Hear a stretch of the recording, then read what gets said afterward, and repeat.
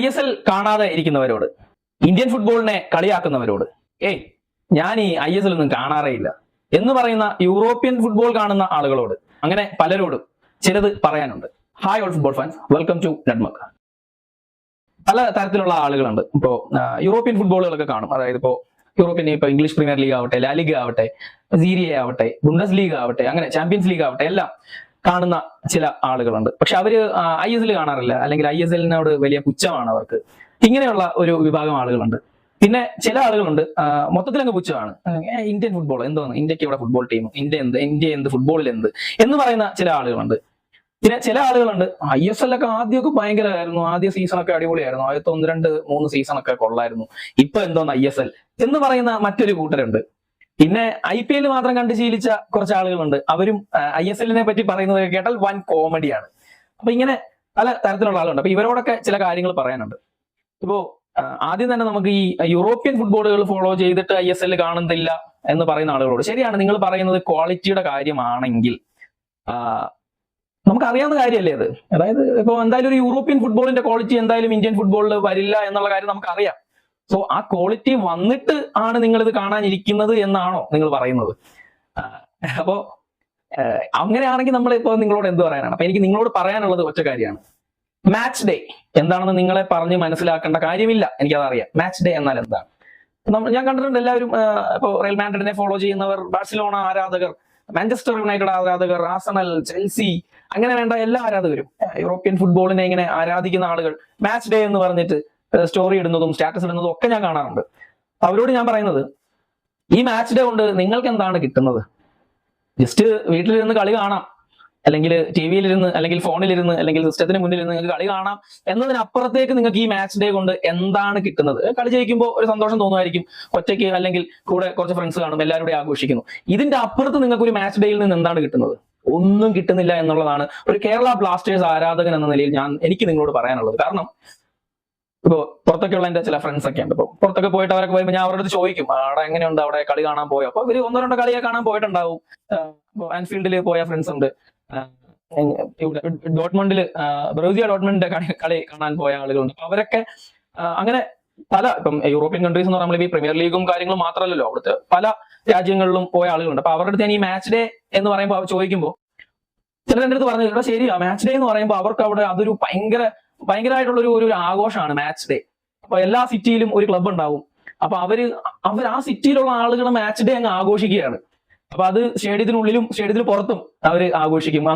അന്നേ ദിവസം ആ ഒരു സിറ്റി മുഴുവൻ ആ ഒരു ജേഴ്സിയിലായിരിക്കും ഉണ്ടാകുക. ചിലപ്പോൾ പെട്രോൾ പമ്പില് ഒക്കെ ഉള്ള പമ്പില് മറ്റേ പെട്രോൾ അടിക്കാൻ നിൽക്കുന്ന ആളുകൾ വരെ അവരെ റെപ്രസെന്റ് ചെയ്യുന്ന അവരുടെ ടീമിന്റെ ജേഴ്സി വെയർ ചെയ്ത് നിൽക്കുന്നു. അങ്ങനെയൊക്കെയുള്ള പല ടൈപ്പ് ഓഫ്, അപ്പം ചിലപ്പോൾ സ്കൂളിൽ പോകുന്ന കുട്ടികൾ അല്ലെങ്കിൽ ട്യൂഷന് പോകുന്ന കുട്ടികൾ വരെ ചിലപ്പോൾ ആ ജേഴ്സി ഇട്ടിട്ടായിരിക്കും പോവുക. അങ്ങനെയൊക്കെയുള്ള ഒരു വല്ലാത്തൊരു കൾച്ചർ അവിടെയുണ്ട്. അപ്പം ഇതേ സെയിം സാധനം നമുക്ക് ആഘോഷിക്കണ്ടേ? നമുക്കും അത് വേണ്ട. നമുക്കിങ്ങനെ എല്ലാവരുടെയും ഫുട്ബോളും കണ്ട്, എല്ലാവരുടെയും കളിയും കണ്ട്, TV-യിൽ ഇരുന്ന് കണ്ട് ആഘോഷം, ഞാൻ അവരുടെ ഫാന, ഞാൻ CR ഫാന, ഞാൻ മെസ്സി ഫാന, ഞാൻ നെയ്മർ ഫാന എന്നൊക്കെ പറഞ്ഞ് മാത്രം ഇരുന്നിട്ട് കാര്യമുണ്ടോ? നമുക്ക് വേണ്ടേ സ്വന്തമായിട്ട് എന്തെങ്കിലുമൊക്കെ? ഫുട്ബോളിനെ സ്നേഹിക്കുന്ന നമുക്ക് എന്തെങ്കിലുമൊക്കെ സ്വന്തമായിട്ട് വേണ്ട. അപ്പം മാച്ച് ഡേ എന്ന് പറയുമ്പോൾ എന്നെയൊക്കെ സംബന്ധിച്ചിട്ട് ഞാനൊക്കെ മാച്ച് ഡേ ഭയങ്കരമായിട്ട് ആഘോഷിക്കുന്നുണ്ട്. കാരണം രാവിലെ എണീക്കുന്നു, ഒരു സ്റ്റോറി ഇടുന്നു, ഇന്ന് ബ്ലാസ്റ്റേഴ്സിന്റെ കളിയുണ്ട്. ഇപ്പം ഹോം മത്സരം ആണെന്നുണ്ടെങ്കിൽ ഡബിൾ സന്തോഷം. കാരണം പ്രിപ്പറേഷനാണ്. രാവിലെ തന്നെ എന്റെ കൂടെ വരുന്ന കുറച്ച് ഫ്രണ്ട്സ് ഉണ്ട്, എല്ലാവരെയും വിളിക്കുന്നു, സെറ്റ് ചെയ്യുന്നു, ടിക്കറ്റ്സ് ഒക്കെ നേരത്തെ എടുത്തിട്ടുണ്ടാവും. നമ്മൾ എല്ലാവരും ജേഴ്സി ഒക്കെ ധരിച്ചുകൊണ്ട് തന്നെയാണ് വീട്ടിൽ നിന്ന് ഇറങ്ങുന്നത്. റെയിൽവേ സ്റ്റേഷനിൽ പോകുന്നു, അവിടുന്ന് ട്രെയിനിൽ കയറുന്നു. ട്രെയിനിൽ ഒരുപാട് ആളുകൾ കളി കാണാനായിട്ട്, എല്ലാവരും ജേഴ്സി വെയർ ചെയ്ത് തന്നെയാണ് വരുന്നത്.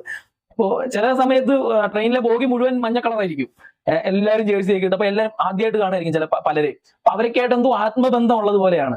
നേരെ എല്ലാവരും കൂടി റെയിൽവേ സ്റ്റേഷനിൽ നിന്ന് ഇറങ്ങുന്നു, അവിടുന്ന് നേരെ മെട്രോ സ്റ്റേഷനിൽ ചെല്ലുന്നു. മെട്രോ മുഴുവൻ, സ്റ്റേഡിയത്തിലേക്കുള്ള മെട്രോയിൽ മുഴുവൻ മഞ്ഞക്കടലാണ്. അപ്പൊ അത് അങ്ങനെ പലതും. പിന്നെ നമ്മൾ സ്റ്റേഡിയത്തിന്റെ പരിസരത്ത് ചെന്നിറങ്ങുമ്പോൾ പല തരത്തിലുള്ള ആഘോഷങ്ങളുണ്ട്. പിന്നെ സ്റ്റേഡിയത്തിനുള്ളിൽ കയറുന്നു, ഈസ്റ്റ് ഗാലറിയിൽ ചെന്ന് മഞ്ഞപ്പടയ്ക്കൊപ്പം നമ്മുടെ ടീമിന് വേണ്ടി ചാൻഡ് ചെയ്യുന്നു. ടീം തോറ്റോ ജയിച്ചോ, സോ അതിവിടെ ഒരു പ്രശ്നമേ അല്ല എന്നുള്ളതാണ് എനിക്ക് പലപ്പോഴും ഫീൽ ചെയ്തിട്ടുള്ളത്. കാരണം മാച്ച് ഡേ നമ്മുടെ നമുക്ക് എന്തൊക്കെ പ്രശ്നങ്ങൾ നമ്മൾ നേരിടുന്നുണ്ടെങ്കിലും അതിനൊക്കെ മറക്കുന്ന ഒരു 90 മിനിറ്റ്, 90 അല്ല കേട്ടോ, അതിൽ കൂടുതൽ സമയം നമുക്ക് സ്റ്റേഡിയത്തിൽ കിട്ടുന്നുണ്ട്. കളി മാത്രമാണ് 90 മിനിറ്റ്. അപ്പൊ അതിന് മുമ്പുള്ള സമയം, കളി കഴിഞ്ഞിട്ടുള്ള സമയം, കളി ജയിച്ചെങ്കിൽ ഭയങ്കര ആഘോഷം. അപ്പോ കളി നമ്മള് കൂടുതലും, ഞാൻ ഇപ്പൊ നമ്മുടെ നാട്ടിലുള്ള പലരും ക്രിക്കറ്റ് കളി കാണാൻ സ്റ്റേഡിയങ്ങളിൽ പോയിട്ടുണ്ടാവും. അപ്പൊ നമ്മൾ ഈ ഒരു 4 അടിക്കുമ്പോൾ എല്ലാവരും ചാടി എണീക്കുന്നു എന്ന് പറഞ്ഞ് ചാടി എണീക്കുന്നു, 6 അടിക്കുമ്പോൾ ചാടി എണീക്കുന്നു, വിക്കറ്റ് പോകുമ്പോൾ അങ്ങനെയുള്ള ഒരു ആഘോഷം അല്ല കേട്ടോ. ശരിക്കും പറഞ്ഞാൽ തികച്ചും ഭയങ്കര വ്യത്യസ്തമാണ്. പല ചാൻഡ് സോങ്ങുകളുണ്ട്, ആന്തംസ് ഉണ്ട്, ഓരോ പ്ലേയേഴ്സിനും ഓരോ സോങ്ങുകളുണ്ട്. ഇതെല്ലാം ഇതൊക്കെ ഇങ്ങനെ എല്ലാവരും കൂടി ആ ഈസ്റ്റ് ഗാലറിയിൽ എങ്ങനെ പോലെ ഒരു 10-14,000 ആളുകളുണ്ട്. ഇവർ ഒന്നിച്ച് അത് പാടുന്നു, ചാൻഡ് ചെയ്യുന്നു, ഡ്രമ്മിങ്, ക്ലാപ്പിങ് എന്ന് വേണ്ട. നമ്മൾ ഈ ടി വിയിൽ വേൾഡ് കപ്പ് ഒക്കെ കാണുമ്പോൾ പലരും വേൾഡ് കപ്പും യൂറോയും കോപ്പയൊക്കെ മാത്രം കാണുന്ന ആളുകളാണല്ലോ. അവരോട് കൂടിയിട്ടാണ് നമ്മളിങ്ങനെ ബാക്ക്ഗ്രൗണ്ടിൽ ടി വിയിൽ കളി കാണുമ്പോൾ ബാക്ക്ഗ്രൗണ്ടിൽ ഇങ്ങനെ സോങ്ങുകൾ കേട്ടിട്ടില്ല ആളുകൾ എല്ലാവരും കൂടി പാടുന്നത്. അതേ സാധനം നമ്മൾ ഇവിടെ ഈസ്റ്റ് ഗാലറിയിൽ കൊച്ചി സ്റ്റേഡിയത്തിൽ നമ്മൾ പാടുന്നുണ്ട്. അപ്പൊ അതൊക്കെ എക്സ്പീരിയൻസ് ചെയ്യണമെങ്കിൽ അവിടെ എത്തണം. നമ്മുടെ മാച്ച് ഡേ എന്താണെന്ന് നമ്മൾ അവിടെ അനുഭവിച്ചറിയണം. ഞാൻ ചോദിക്കുന്നത് ഈ യൂറോപ്യൻ ഫുട്ബോളിനെ മാത്രം ഫോളോ ചെയ്ത് ISL പുച്ഛത്തോടെ കാണുന്ന ആളുകളോട് ഞാൻ ചോദിക്കട്ടെ, നിങ്ങൾ ആരാധിക്കുന്ന നിങ്ങളുടെ ഈ യൂറോപ്യൻ ക്ലബ്ബുകൾക്ക് വേണ്ടി നിങ്ങൾക്ക് ഇതേപോലെ ചാൻഡ് ചെയ്യാൻ കഴിയുമോ? ആ ടീമിന് വേണ്ടി ട്രാവൽ ചെയ്യാൻ കഴിയുമോ? അല്ലെങ്കിൽ ആ ടീമിന് വേണ്ടിയിട്ട് ഒരു മുദ്രാവാക്യെങ്കിലും നിങ്ങൾക്ക് സ്റ്റേഡിയത്തിൽ പോയി വിളിക്കാൻ കഴിഞ്ഞിട്ടുണ്ടോ? ചിലപ്പോ 1-2 കളിയൊക്കെ പോയി കണ്ടവരുണ്ടാവാം. പക്ഷെ അതല്ല, ഞാനൊക്കെ ഡെയിലി, ഞാനെന്ന് മാത്രമല്ല, ഈസ്റ്റ് ഗാലറിയിൽ വരുന്ന പലരും ഒരുപാട് ആളുകൾ, പ്രായമുള്ളവർ തൊട്ട് ചെറിയ കുട്ടികൾ വരെ എല്ലാവരും സ്ഥിരമായി കളി കാണാൻ വരുന്നവരെ എനിക്കറിയാം. കാരണം അവര് ആ ഒരു കൾച്ചറിലേക്ക് എത്തിക്കഴിഞ്ഞിരിക്കുന്നു. നിങ്ങളിപ്പോഴും യൂറോപ്യൻ കൾച്ചറും പിടിച്ച് യൂറോപ്പിലെ ടീമുകളുടെ ക്വാളിറ്റിയും പിടിച്ച് നിങ്ങൾ ഇരിക്കുകയാണ്. നിങ്ങൾക്ക് ഇതുവരെ ഒരു മാച്ച് ഡേ എക്സ്പീരിയൻസ് കിട്ടിയിട്ടില്ല.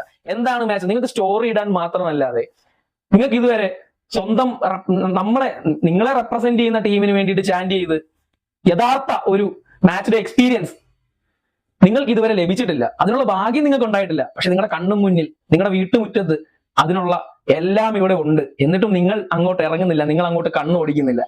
നിങ്ങൾ പിന്നെ എന്താണ് ചെയ്യുന്നത്? നിങ്ങൾ പിന്നെ എന്ത് ഫുട്ബോൾ ഫാൻസ് ആണ്? സ്വന്തം ടീമിന് വേണ്ടി കപ്പടിക്കുന്നത് മാത്രമല്ലല്ലോ, നിങ്ങൾ യൂറോപ്യൻ ഫുട്ബോളിനെ ഫോളോ ചെയ്യുന്നവരല്ലേ. നിങ്ങൾക്കറിയാലോ, പല ക്ലബ്ബുകളുടെയും സ്റ്റോറീസ് നിങ്ങൾക്ക് അറിയാവുന്നതാണ്. രൂപീകരിച്ചിട്ട് 100-150 വർഷമായിട്ടും ചാമ്പ്യൻസ് ആവാത്ത ടീമുണ്ട്. സോ അവർക്ക് പോലും ഫാൻസ് ഉണ്ട്, അവിടെ ചാൻഡിങ് ഉണ്ട്, സ്റ്റേഡിയം ഫില്ലാണ്. എന്നിട്ടും അത്രയൊക്കെ അറിയാം. എന്നിട്ടും നിങ്ങൾക്ക് ISL പുച്ഛം എന്ന് പറഞ്ഞു കഴിഞ്ഞാൽ എനിക്ക് നിങ്ങളോട് വേറെ ഇനിയൊന്നും പറയാനില്ല. സോ മാച്ച് ഡേ എക്സ്പീരിയൻസ് ചെയ്യണമെങ്കിൽ വരിക, കൊച്ചിയിലോട്ട് വായും. അടുത്ത മത്സരം നമുക്ക് ഒന്നിച്ചിരുന്ന് കാണാം. പിന്നെ അപ്പൊ ഈ കാര്യങ്ങളൊക്കെ തന്നെയാണ് ISL പുച്ഛമുള്ള ആളുകളോടല്ല എനിക്ക് പറയാനുള്ളത്. പിന്നെ വേറൊരു കേസ് നമ്മൾ കഴിഞ്ഞ ദിവസം കൂടി കണ്ടതാണ്. നമ്മുടെ നോർത്ത് ഈസ്റ്റിന്റെ മാനേജർ വന്ന് ആളുടെ ഒരു വീഡിയോ നമ്മൾ വൈറലായി കണ്ടിരുന്നു. അപ്പം സ്റ്റേഡിയത്തിലേക്ക് വരൂ എന്നൊക്കെ പുള്ളി പറയുന്നുണ്ട്. പുള്ളിയൊക്കെ അങ്ങനെയൊക്കെ പറയേണ്ട ഒരു അവസ്ഥ വന്നിരിക്കുകയാണ്. അപ്പൊ അത് പുള്ളി ഒരു കൗൺസിലിംഗ് പോലെയാണ് ആളുകളോട് പറയുന്നത്. ഇപ്പോഴും ഫുട്ബോൾ എന്താണെന്ന് മനസ്സിലാവാത്ത ഇന്ത്യക്കാരോടാണ് പുള്ളി പറഞ്ഞതെന്നാണ് എനിക്ക് തോന്നുന്നത്. കാരണം ഒരുപക്ഷെ നമ്മൾ ക്രിക്കറ്റ് മാത്രം കണ്ട് ശീലിച്ചത് കൊണ്ടാവാം നമ്മളെപ്പോഴും ജയിക്കുന്നതിനോടൊപ്പം മാത്രം നിൽക്കുന്നത്. ജയം മാത്രമല്ലല്ലോ. അപ്പോ നിങ്ങൾക്ക് എല്ലാവർക്കും എനിക്കറിയാം, ഈ വേൾഡ് കപ്പ് അല്ലെ കോപ്പ അല്ലെങ്കിൽ യൂറോ കപ്പ് ഒക്കെ മാത്രം കാണുന്ന സീസണൽ ഫാൻസിനോട് എനിക്ക് പറയാനുള്ളത്, നിങ്ങൾക്ക് നല്ല ആഗ്രഹമുണ്ട് ഇന്ത്യ ഒരു തവണയെങ്കിലും വേൾഡ് കപ്പ് കളിച്ച് കാണണം, ഫുട്ബോളിൽ ഇന്ത്യ വേൾഡ് കപ്പ് കളിച്ച് കാണണം എന്നുള്ള ആഗ്രഹം നിങ്ങൾക്കും ഉണ്ട്. അത് നമുക്ക് എല്ലാവർക്കും നന്നായിട്ട് അറിയാം. പക്ഷെ നിങ്ങൾ ഇങ്ങനെ വീട്ടിലിരുന്നത് കൊണ്ടോ, ഇന്ത്യൻ ഫുട്ബോളിനെ പുച്ഛിച്ചത് കൊണ്ടോ, അല്ലെങ്കിൽ ISL പുച്ഛിച്ചത് കൊണ്ടോ ഒരിക്കലും അത് സംഭവിക്കുകയില്ല. നമ്മുടെ ഫുട്ബോൾ കൾച്ചർ വളരണമെങ്കിൽ, അല്ലെങ്കിൽ ഫുട്ബോളിന്റെ ഫെസിലിറ്റീസ് ഇവിടെ ഉണ്ടാവണമെങ്കിൽ, നമുക്ക് ഫുട്ബോൾ വഴി നമുക്ക് വരുമാനം ഉണ്ടാവണം, ഫുട്ബോൾ നമുക്ക് മുമ്പോട്ട് കൊണ്ടുപോകാൻ കഴിയണം. സോ അതിന് നമുക്ക് ഓഡിയൻസിനെ ആവശ്യമാണ്. അപ്പൊ നിങ്ങളുടെ ഉള്ളിലുള്ള ഫുട്ബോൾ സ്നേഹം നമ്മുടെ രാജ്യത്തോടു കൂടി കാണിക്കൂ. അങ്ങനെയാണെന്നുണ്ടെങ്കിൽ ഫുട്ബോളിന്റെ വളർച്ചയ്ക്ക് അത് ഒരു സൈഡിലൂടെ മറ്റൊരു ഗുണം ചെയ്യും എന്നുള്ളതാണ് എന്റെ അഭിപ്രായം. അപ്പൊ നിങ്ങൾ ഈ പുച്ഛവും കാര്യങ്ങളും ഒക്കെ മാറ്റി വെച്ചിട്ട്, എനിക്ക് പലപ്പോഴും ഈ ചില ആളുകൾ, ഞാൻ ആദ്യം തന്നെ പറഞ്ഞായിരുന്നല്ലോ, ഈ ആദ്യ 2-3 സീസണൊക്കെ ISL അടിപൊളിയായിരുന്നു, ഇപ്പൊ കുളമായി എന്നൊക്കെ പറയുന്നവരോട് എനിക്ക് ഒന്നും പറയാനില്ല. കാരണം എനിക്ക് ചിരിയാണ് വരുന്നത്. ISL സ്ഥിരമായി ഫോളോ ചെയ്യുന്ന ആളുകൾക്ക് അറിയാം നമ്മുടെ കളിയുടെ ക്വാളിറ്റിയും കാര്യങ്ങളും ഒക്കെ മാറിയിട്ടുണ്ട്, വല്ലാണ്ട് മാറിയിട്ടുണ്ട്. ഇപ്പൊ ISL ഇപ്പം ഈ ഒരു വർഷത്തെ പ്രശ്നങ്ങൾ നമുക്കറിയാം, അത് മറ്റൊരു സൈഡാണ്. നമ്മളത് പലതവണ സംസാരിച്ചതാണ്. AIFFന്റെ കുറെ പ്രശ്നങ്ങളും കാര്യങ്ങളും ഒക്കെ വെച്ചിട്ട് ISL ഡിലേ ആയി. പക്ഷെ ഇപ്പൊ ISL തുടങ്ങിയിരിക്കുന്നു, ലീഗ് പകുതിയേ ഉള്ളൂ, ഒക്കെ ശരിയാണ്. പക്ഷെ എന്നാലും ഞാൻ പറയുന്നു, നമുക്ക് ISL നിന്ന് ഒരുപാട് പുതിയ ടാലന്റുകളെ നമുക്ക് കണ്ടെത്താൻ കഴിഞ്ഞിട്ടുണ്ട്, യങ് ടാലന്റുകളെ. അങ്ങനെ പലതും നമ്മുടെ ടീമിലേക്ക്, നാഷണൽ ടീമിലേക്ക് കോൺട്രിബ്യൂഷൻസ് ഒക്കെ ISL വഴി ഒരുപാട് നടന്നിട്ടുണ്ട്. പിന്നെ ISL ആദ്യത്തെ സീസണുകളൊക്കെ എടുത്തു വെച്ച് നോക്കിക്കഴിഞ്ഞാൽ അതിൽ നിന്ന് ഒരുപാട് വ്യത്യാസമുണ്ട് ഇപ്പോഴത്തെ നമ്മുടെ കളിയായാലും കാര്യങ്ങളായാലും ഒക്കെ. എന്തിനു പറയണം, ഫാൻസ് പോലും ആദ്യ സീസണുകളിലൊക്കെ ഫാനിസം എന്താണെന്നോ, അല്ലെങ്കിൽ എങ്ങനെ ചാൻഡ് ചെയ്യണം, എന്ത് ചെയ്യണം, എങ്ങനെ ഹോം അഡ്വാൻറ്റേജ് ഉണ്ടാക്കണം, അങ്ങനെയുള്ള കാര്യങ്ങളൊന്നും നമ്മുടെ ഫാൻസ് വിങ്ങുകൾക്കൊന്നും വലിയ പിടിയില്ലായിരുന്നു. എന്നാൽ അറിയാവുന്ന ആളുകൾക്ക് അത് എങ്ങനെ ഇംപ്ലിമെന്റ് ചെയ്യണം എന്നറിയില്ലായിരുന്നു. പക്ഷെ മഞ്ഞപ്പടയൊക്കെ ഒരുപാട് ഇനിഷ്യേറ്റീവ് എടുത്ത് ആ ഒരു ചാൻഡിങ് കൾച്ചറിലോട്ട്, അല്ലെങ്കിൽ ഒരു സ്റ്റേഡിയം ഹോം അഡ്വാൻറ്റേജ് എങ്ങനെ ഉണ്ടാക്കാം, ആ ഒരു കൾച്ചറിലോട്ടൊക്കെ ഫാൻസിനെ മാറ്റിയെടുത്തിട്ടുണ്ട്. അത് നിങ്ങൾ ആ ഈസ്റ്റ് ഗാലറിയിൽ വന്ന് ഇരിക്കുമ്പോൾ തന്നെ കാണാം. പണിയെടുക്കുന്ന ഒരുപാട് ആളുകളുണ്ട്. ഈ ആളുകളെ കൊണ്ട് ചാൻറ്റ് ചെയ്യിക്കാൻ വേണ്ടി, ചാൻറ്റ് സോങ്ങുകൾ പാടിക്കാൻ വേണ്ടിയിട്ട് ഒക്കെ പണിയെടുക്കുന്ന, ചിലപ്പോൾ അവർ കളി കാണുന്ന പോലും ഉണ്ടാവില്ല. അവര് നമ്മളെ നോക്കി ഇങ്ങോട്ട് നിൽക്കുകയായിരിക്കും. നമ്മളെ നോക്കി കളി അവർ കാണുന്നില്ല, നമ്മളെ കൊണ്ട് ചാൻറ്റ് ചെയ്യിക്കുകയാണ്, ടീമിന് വേണ്ടിയിട്ട് നമ്മളെ കൊണ്ട് അലമുറ ഇടിയുകയാണ്. അപ്പൊ അങ്ങനെ പണിയെടുത്ത് ആ ഒരു ഫാൻസ് വിങ് കൾച്ചറൊക്കെ ഇപ്പോ നമ്മുടെ ഈസ്റ്റ് ഗാലറിയിലുണ്ട്. ഒരു തവണയെങ്കിലും എനിക്ക് നിങ്ങളോടെല്ലാം പറയാനുള്ളത്, ഒരു തവണയെങ്കിലും നിങ്ങൾ ഈസ്റ്റ് ഗാലറിയിൽ വന്ന് ആ അറ്റ്മോസ്ഫിയർ ഒന്ന് എൻജോയ് ചെയ്യണം. നിങ്ങൾ ഫാമിലി ആയിട്ട് വരൂ, നിങ്ങളുടെ കുട്ടികളെയും കൊണ്ട് വരും, നിങ്ങളുടെ ഫ്രണ്ട്സ് ആയിട്ട് വരും. പക്ഷെ അവിടെ വന്ന് ആ അറ്റ്മോസ്ഫിയർ ഒന്ന് എൻജോയ് ചെയ്യണം. സാധാരണ യൂറോപ്യൻ കൺട്രിയിലുള്ള ചാൻഡിങ് ഒക്കെ പോലെ തന്നെ നിങ്ങൾക്ക് ഫീൽ ചെയ്യും. അതിന്റെ അപ്പുറം സാധനം ഫീൽ ചെയ്യും എന്നുള്ളത് ഞാൻ ഉറപ്പ് തരുന്നു. പക്ഷെ നിങ്ങൾ അവിടെ എത്തണം. നിങ്ങൾ അവിടെ എത്താതെ ഒന്നും നടക്കില്ല. അപ്പൊ നമ്മൾ ഈ പുച്ഛവും കാര്യങ്ങളും കൊണ്ടിരുന്നിട്ട് കാര്യമില്ല. പിന്നെ ഞാൻ പറഞ്ഞല്ലോ മുമ്പ് IPL മാത്രം കണ്ട് ശീലിച്ചവർ, അല്ലെങ്കിൽ ക്രിക്കറ്റ് മാത്രം കണ്ട് ശീലിച്ചവർ, അവര് ചിലതൊക്കെ എന്റെ അടുത്ത് പറയുന്നത് കേൾക്കാം, ISL ഒക്കെ എന്തോ അങ്ങ് നീട്ടവാ, ഇഷ്ടം പോലെ കളിയാ, 10-14 ടീമായി, ഇപ്പൊ എല്ലാ ടീമും തമ്മിൽ 2 കളി നിൽക്കുക, അതൊക്കെ എന്തുവാ, IPL ഒക്കെ കണ്ടില്ലേ 3 മാസം കൊണ്ട് അടിച്ചു തീർക്കും. അവരോട് നമ്മൾ എന്ത് പറയാന്?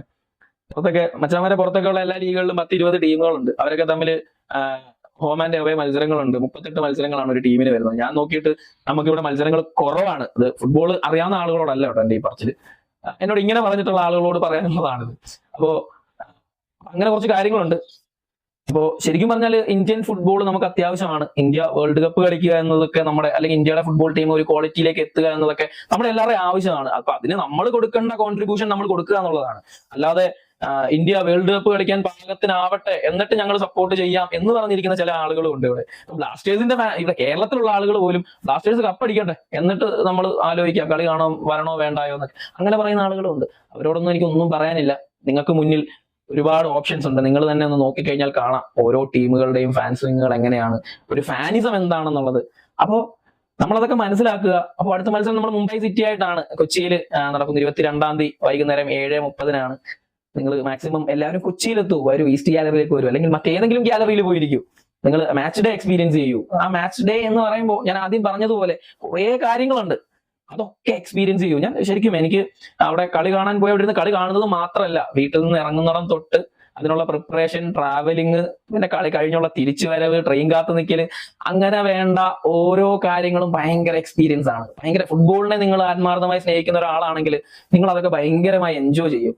അത് എന്താ, നമ്മൾ ഈ ട്രാവലൊക്കെ ചെയ്യുന്ന ചില ആളുകൾ പറയത്തില്ല, എനിക്ക് ട്രിപ്പ് പോകുന്നത് ഭയങ്കര ഇഷ്ടമാണ്, എനിക്ക് മഞ്ഞുള്ളിടത്ത് പോകണം, അല്ലെ മലമുകളിൽ പോകണം, കടൽ കാണണം, കടലിൽ ചാടണം എന്നൊക്കെ പറയുന്നത് അവരുടെ ഒരു ലഹരിയാണ്.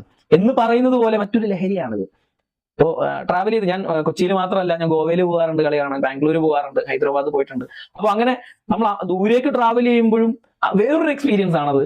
അപ്പൊ അങ്ങനെ അത് മാച്ച് ഡേ എക്സ്പീരിയൻസ് ചെയ്യണമെങ്കിൽ യൂറോപ്യൻ ഫുട്ബോൾ മാത്രം കെട്ടിപ്പിടിച്ചിട്ട് കാര്യമില്ല.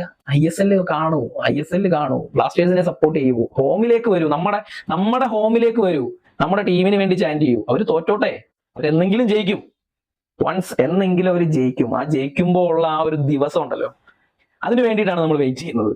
എത്ര കാലം വേണമെങ്കിലും നമ്മൾ വെയിറ്റ് ചെയ്യും. ശരിക്കും ഞാൻ വിശ്വസിക്കുന്ന ഒരു യഥാർത്ഥ ഫുട്ബോൾ ഫാൻ അങ്ങനെയാണ് എന്നുള്ളതാണ്. അപ്പൊ ഈ പുച്ഛം ഒക്കെ മാറ്റിവെക്കേണ്ട സമയം എന്നേ കഴിഞ്ഞിരിക്കുന്നു.